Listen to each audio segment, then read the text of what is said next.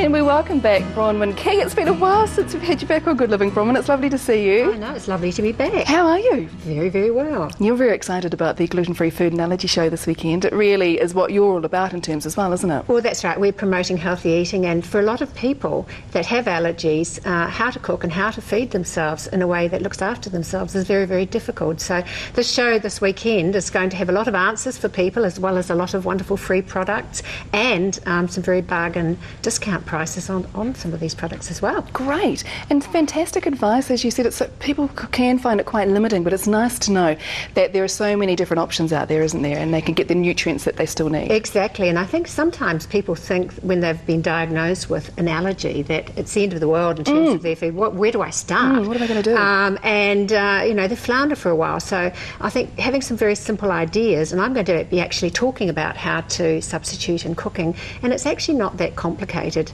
And people that are really unconfident can start with some really good gluten-free recipes, and there'll be lots of recipes and ideas there at the show. Good, fantastic. And you're going to make one for us today. I'm going to do something now. Exactly. We're going to make a really delicious banana and raspberry cake, and I think the thing about this cake is that it's so nice just by itself. It's not like a kind of second-rate version of a gluten-containing product. This is a lovely product in its own right. And we're going to start with some gluten-free flour, and you can just buy this ready mixed in places like Bin In, or you can buy it in the supermarket.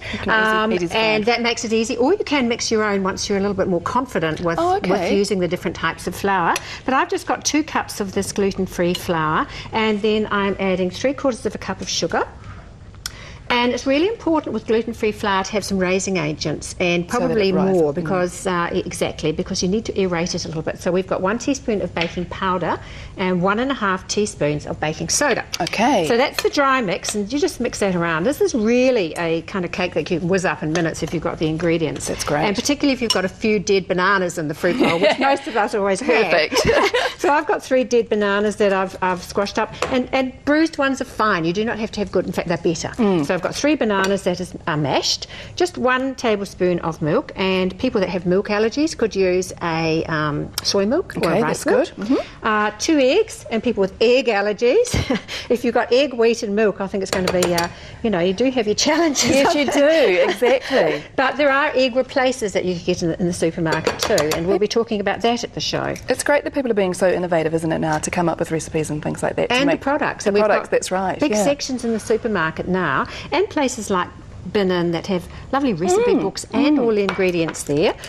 So if you're talking about gluten-free, Bronwen, gluten is, can you describe what that is and why you need... Yeah, it is. Gluten is a protein that's found in wheat.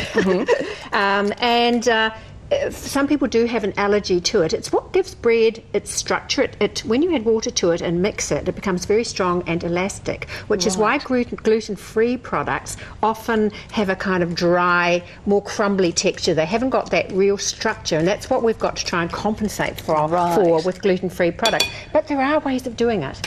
And the other lovely ingredient here is raspberries. And you can just buy the frozen raspberries from the supermarket, and they are pretty cheap and really delicious. That's just 1 cup of frozen raspberries. Then you throw this wet mix in, and then just mix this all together. So it's great you can do this by hand. You don't need to get the cake mixer out. No, it's brilliant. I like non-complicated. Maximum effect with minimum effort is my motto. And this is one of those cakes. It's really, really pretty easy. It does. They do have a slightly different kind of texture, and there's lots of other lovely cakes. Ones like those cakes made with ground almonds, which don't have any flour. And so there are a whole range of delicious kind of yummy foods that you don't have to be missing out if you've got those allergies. And it's not affecting the flavour at the end of the day, which is the most important thing, isn't it? Well, I've got one that I cooked before, which we'll be able to try. Not quite yet. Okay. But this just goes in. I've just got one of those, you can tell a battered old cake tin here. The old faithful. The tried and true. It's had many a loaf in it. And that's about the right size for this recipe. Thank you. I need cleaning up. Lovely having an assistant. And then this just goes in the tin here. And you can see it's already starting to get a wee bit fluffy, which shows that those raising agents are starting doing their job. Yeah. So how long has this taken us to whip up? Hasn't I know, taken long. exactly. It's been a couple of minutes and it's good to go in the oven.